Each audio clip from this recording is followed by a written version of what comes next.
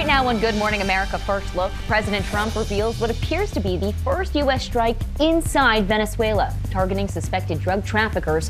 What we're learning about the attack, plus the U.S. military launching a new and deadly airstrike aimed at alleged drug smuggling boats. Holiday travel delays and cancellations as heavy winds and blinding snow spread from the Midwest into the Northeast, while in the West, the weather now blamed for a major gas pipeline rupturing. The expanding investigation into what's been described as rampant fraud involving taxpayer money that was supposed to be spent on social services like daycare and school lunches. Authorities in Minnesota respond to the new allegations. It's now been nearly 1 month, but this bear is still living in a crawl space under a California man's home. Why this could now lead to a legal battle with the state. One of the nation's most popular ski resorts now closed indefinitely. What workers there are demanding before they return to the job. Later, Taylor Swift and the tips she left workers on Christmas. And the change of heart, the reason a thief says he returned 2 valuable guitars he stole from a music shop.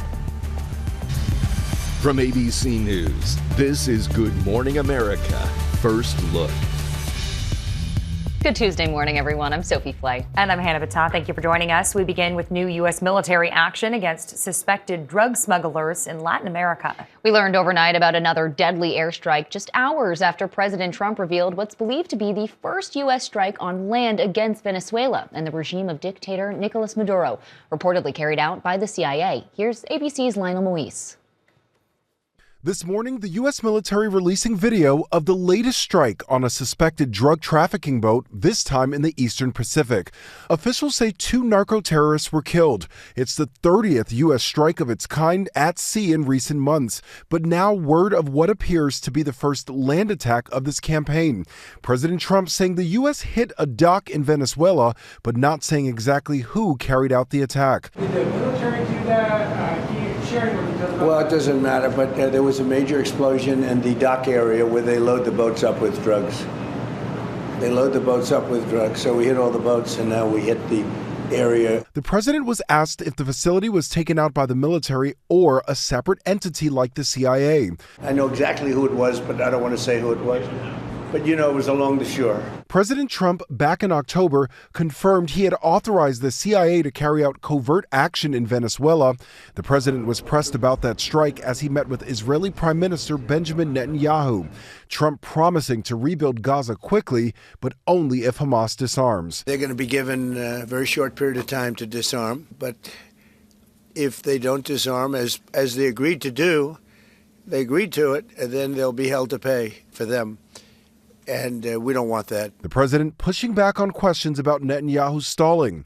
Israel's lived up to the plan 100%. Israel says it will not withdraw more troops from Gaza until Hamas disarms.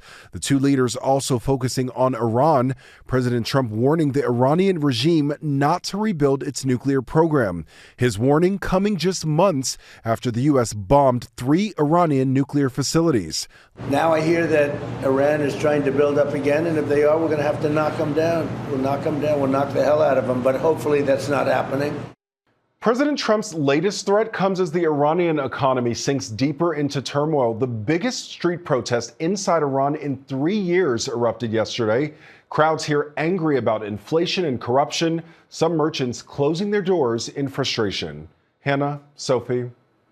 Lionel, thank you. Flight delays and cancellations are already stacking up at airports today because of the weather. Powerful winds have spread from the Midwest to the Northeast, affecting some 100 million people with gusts of up to 50 miles an hour. It follows a storm system in the upper Midwest that brought whiteout blizzard conditions, forming impressive waves on the Great Lakes. Those winds are triggering more lake effect snow. Some areas could get up to 2 feet this week. Your full forecast is coming up.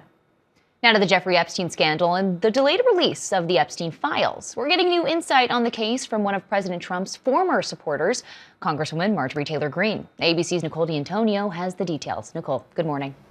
Sophie, good morning. The outgoing Congresswoman is casting new light on the president's position concerning the release of the Epstein files. In a new interview with the New York Times, Marjorie Taylor Greene claims that President Trump privately admitted his reason for opposing the release of the Epstein documents. She claims that during a heated phone call back in September, Trump shouted at her saying, quote, "My friends will get hurt," apparently suggesting some of his friends have ties to the convicted sex offender. Greene says the call came shortly after she broke ranks with Republicans and stood with Epstein abuse survivors. Now, the White House is already firing back, saying, quote, "Congresswoman Greene is quitting on her constituents in the middle of her term and abandoning the consequential fight we're in. We don't have time for her petty bitterness." It's the latest chapter in this very public breakup between the two. We know Greene in this latest interview questioned Trump's Christian values, and Greene leaves Congress next week. Hannah. Nicole, thank you. An expert says shifting land on days of rain after days of rain is responsible for rupturing a gas pipeline. In Southern California over the weekend, this took place. Thousands of people were told to shelter in place, and police had to shut down the busy 5 freeway. A repair plan is now being prepared. Now to the growing investigation into a fraud scheme involving taxpayer money that was supposed to be spent on social services. Some claim the fraud in Minnesota could total more than $1 billion. Federal agents say they're now going door to door in Minnesota, investigating what officials describe as rampant fraud that could total more than $1 billion in taxpayer money. The sweeping investigation is targeting dozens of suspected fraudulent businesses accused of misusing public money that was meant to support social services, including everything from school lunches to childcare to housing assistance. I would like to check a child in the daycare. This video shows a self-proclaimed independent journalist visiting multiple daycare centers, which he claims got public funds, despite appearing to not have any children present when he visited. One state official is raising concerns about the video, but says the matter is being taken seriously. I think we have questions around when were these visits. For instance, were they during times that the center was scheduled to be open? Was it during the weekend? The video highlights concern about the Child Care Assistance Program, a taxpayer-funded daycare initiative which our Minneapolis station, KSTP, has reported on for months. KSTP reported on license violations at some of these sites all the way back in January and noted that, quote, "no children or staff were found at either location." These latest developments are drawing new attention to ongoing federal investigations into wide-ranging fraud in the state. So far, dozens of people have been convicted in what prosecutors have called the largest COVID-19 fraud scheme in the United States, a case in which defendants were charged with stealing taxpayer dollars meant to feed children and using it to enrich themselves. FBI Director Kash Patel claims that case is just the tip of a very large iceberg. Now, he says he's surging more resources to Minnesota to investigate. But Minnesota Governor Tim Walz pushing back. His office insists he worked for years to crack down on fraud, saying he has strengthened oversight, including launching investigations into these specific facilities, one of which was already closed. And the Trump administration says it's now pausing some federal funding while it investigates. New details in a murder case involving a California farming tycoon accused of killing his estranged wife. Investigators say Michael Abadi shot his wife at her Arizona home and returned to California, where he was later arrested. They say the gunshot came from the yard outside the home. Couple was getting a divorce. Police not discussing a motive. His lawyer says Abadi remains innocent under the law. Well, final preparations are underway for New Year's Eve in Times Square. Organizers will soon test the iconic ball made of crystals. And the confetti, all 3,000 pounds of it, is now in place. When the clock strikes midnight, dozens of confetti engineers will handle the release. And a second confetti drop is scheduled this year, featuring red, white, and blue confetti for the nation's 250th birthday. Times Square could also see snowflakes around midnight. Let's check the forecast. Good morning. A quieter weather map across the country as we close out the year. Still have some lake effect snows and gusty winds from the Great Lakes into the northeast. The strongest winds in the northeast. Some gusts could go over 50 miles an hour. There'll be a gradual weakening of the winds in the evening hours. More lake snows could be up to 1 to 2 feet additional snow downwind of Lake Erie and Lake Ontario through the end of the week. New Year's Eve, some flurries in Times Square. Stays chilly into the weekend and more wet weather in the west. That's your forecast. I'm ABC News meteorologist Lee Goldberg. Coming up, the big upset on Monday Night Football. But first, a couple is trapped teetering on the edge of a cliff after a crash. We hear from the stranger who stopped and pulled them to safety using rope. Plus, one of the nation's most popular ski resorts now closed indefinitely. What workers there are demanding. Authorities near San Antonio, Texas, are searching around the clock for a teenager missing since Christmas Eve. They believe 19-year-old Camila Mendoza Olmos is in danger. She left her home around 7 a.m. without her phone. Police have released video of a person believed to be Camila spotted a few blocks from her house. They say she recently broke up with her boyfriend, and it's believed that breakup was mutual. One of the best-known ski resorts in the country is now closed indefinitely during one of the busiest times of year. The Ski Patrol Union at Telluride in Colorado has walked off the job, demanding a raise of $8 an hour over 3 years. They say the cost of living outpaced their salaries long ago in a town where the median price of a home is nearly $4 million. Workers staged a similar strike in Park City, Utah last year. Now to a dramatic rescue on dangerous roads. A couple and their dogs becoming trapped after a crash. This morning, we're hearing from the hero who rescued people trapped inside this SUV, teetering on the side of a cliff Christmas Day. It's a lot of family driving around during that time, so I thought there's a family on that car. Air Force Staff Sergeant Ruben Talla and his wife Yvette were driving on this snow-covered road near Lake Tahoe when they saw the SUV lose control, slide off the road, and come to rest on its side, inches away from a drop-off that was hundreds of feet down. It's kind of like adrenaline kicking in. Talla pulled over to help, and his military training kicked in. He saw 2 people and 2 dogs trapped. I rushed out in the car and tried to anchor myself on the side because one small movement, it might start rolling. Talla and other Good Samaritans who stopped then tied a rope to anchor the SUV, and slowly and delicately they pulled the driver, passenger, and 2 dogs to safety. In just a quick second, my husband could have been with that car tumbling all the way down the cliff. First responders arrived about 15 minutes later, but no one was injured. It feels relieved, because we're just really there to help them and make sure everybody's safe. A different kind of rescue on the road played out in Oklahoma. This person is either completely asleep or passed out. The Kia going 40 miles per hour, slowly drifting within his lane. The driver not responding to the trooper's lights and sirens. The trooper ultimately performing a pit maneuver to stop the car. He's woke up. The driver later told police he had worked nearly 20 hours in a 24-hour period and had activated his car's lane assist feature before driving home. The car's cruise control was not set. Police are not sure how he maintained his speed. They gave him a ticket for not paying attention. Coming up, the former Olympic athlete wanted by the FBI, now seizing his motorcycle collection. Also ahead, the bear living under a man's house, refusing to leave his possible legal battle now with the state. Back now with the devastating house fire in North Carolina that killed the father of NASCAR star Denny Hamlin. His mother suffered burns and is hospitalized. No word yet on what caused the fire. New details in the manhunt for a former Olympic snowboarder on the FBI's most wanted list, accused of being a drug lord. Authorities say these motorcycles worth $40 million belong to Ryan Wedding. They were seized in Mexico, where he's allegedly being protected by a cartel. A $15 million reward is offered for information that leads to his arrest. We turn now to one homeowner's growing frustration over a bear living under his house. We introduced you to this now famous bear in Altadena, California earlier this month, hiding out in this tiny crawl space under Ken Johnson's home. I think the longer he's there, the more comfortable he's going to be, and this won't end.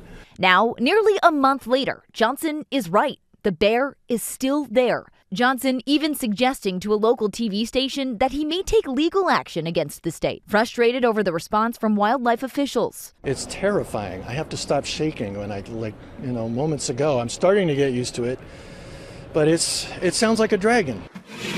The 550-pound animal scaring raccoons and reporters alike. Aside from safety concerns, Johnson says the bear has damaged a strap holding a gas line under his home, forcing him to shut off the gas. California Fish and Wildlife personnel have tried to lure the bear out using air horns, chemical scents, and a trap, managing to capture a bear at one point, but not the right bear. That trap has since been removed, and Johnson was reportedly told by Fish and Wildlife to wait it out until the bear leaves. Johnson now quoted saying, "This has gone on long enough and it's something they should deal with. It's a tagged bear. They've dealt with it before. They chose not to euthanize it, and now it's back." But Fish and Wildlife officials insisting they remain, quote, "committed to helping this homeowner and have not indicated otherwise." They're vowing to continue offering advice and support to help that bear find a more suitable habitat. Johnson says he's had sleepless nights because of the bear, which often wakes him up before sunrise. What a wake up. Coming up, Taylor Swift and the tip she left a worker on Christmas. Plus, one small dog in big trouble.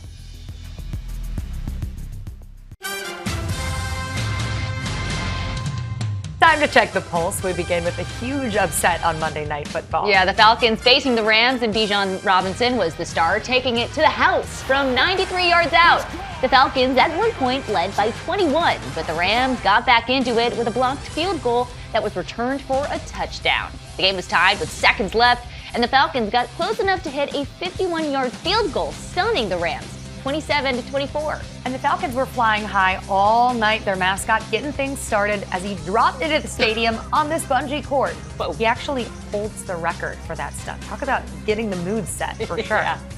Next, a worker who scored big at Arrowhead Stadium in Kansas City thanks to Taylor Swift. Robin Gentry was working the Chiefs game on Christmas when Swift started thanking stadium staff for working on the holiday. Swift then handed her a $600 tip, which brought her to tears. She said she even framed one of those $100 bills instead of spending it because it was so special to her. And hey, Beyonce and Taylor Swift now have one more thing in common, according to Forbes. Beyonce is now a billionaire. She's only the 5th musician to join that exclusive club, which includes her husband, Jay-Z. Next, as revelers hit the bars this holiday season, a mother and daughter are rewarding people for not driving drunk. The duo from Montana started as a nonprofit, and it's named the Bar Fairies. They're thanking people who choose not to drive drunk by placing these coffee cards on the windshields of cars that are left at bars overnight. Beth McBride was inspired to take action after the tragic death of her son killed by a drunk driver. We have people tell us that the conversation in the bars are changing. Instead of like crossing their fingers, you know, oh, geez, I sure hope George gets home. They're going, George, you've had a lot. Let me take you home. And so we know that it's working. We know the culture is changing in Montana, and it is making a difference. Their message is spreading. The Bar Fairies now have volunteers in roughly a dozen chapters around the country. Next, a change of heart for a thief who stole some pricey instruments from a music store in New Jersey. Yeah, he was seen on camera stealing 2 mandolins, but then he returned them and left this note saying, quote, "Sorry, I've been drunk. Merry Christmas." Surveillance video caught him putting down the mandolins and taking off. And finally, a small dog in big trouble. Yeah, Lucy got her head stuck inside the cinder block in Arizona. Thankfully, the fire department came to her rescue and set her free. There they are. Headlines next. Checking more top stories, multiple reports say the CIA has carried out a drone strike on a port facility on Venezuela's coast. President Trump not confirming it was the CIA, but he did say the U.S. hit a dock where drugs were being loaded onto boats. Ukraine is denying accusations from Russia that it tried to attack one of Vladimir Putin's homes. The accusation could set back peace talks. Ukraine's President Zelensky says the U.S. recently offered Ukraine a 15-year security plan as part of the talks. A second pilot has now died after 2 helicopters collided in midair over New Jersey. The 2 were friends. It's unclear why they were flying so close together. Gas prices have dropped another 4 cents in the last week. The national average now $2.75 a gallon. That's down nearly a quarter from a month ago. Today's weather, strong winds in the Northeast and Midwest with gusts up to 50 miles per hour, up to 2 feet of snow near the Great Lakes. And finally, it's not often a 93-year-old goes viral online. Danny New has the story. Those are all books I wrote? Yeah, you wrote them all. A medical pioneer being reminded of the research he conducted and the lives he saved. There was over 3,000 comments, mostly photos of families. Over the past few weeks, this video has picked up millions of views and thousands of comments on social media. You wrote that. As people watch 93-year-old Dr. Marshall Lindheimer, who now has dementia, hear about his groundbreaking research to treat and diagnose the pregnancy condition preeclampsia. Thank you for your help. His granddaughter Isabel and her boyfriend even read Dr. Lindheimer a letter that President Obama wrote to him in 2009 saying, quote, "Few have worked harder in support of the health and well-being of women and infants." I brought up Obama. Just kind of casually, I said something to see if he would say anything. And he was like, "Oh, I know that guy. He's my friend." Dr. Lindheimer has had dementia for about 3 years, but this year brought him a devastating heartbreak when his wife of 65 years, Jacqueline, passed away suddenly. However, he still kept his routines, like reading the paper and also checking the mailbox, which is why on social media, Isabel started letting people know they could message her to send him cards and letters. Oh my gosh. Soon they started to arrive one by one to his California home. Some from nurses. Mothers and babies are better protected because someone long ago asked the right questions and cared enough to answer them. You. And some from survivors. This letter reads, quote, "I know because of your work, 3 generations of women in my family survived their pregnancies and were able to have healthy babies." Now it's like, it's clicked. And every day when he checks the mail, he's like, oh, I've got another letter. And I don't know, it's really nice for him. So if you want to write to him, you can message Isabel at DrizzyOnTheGo on social media, or you can message me and I can also send that to her. Guys? And that is your GMA First Look. Have a great day.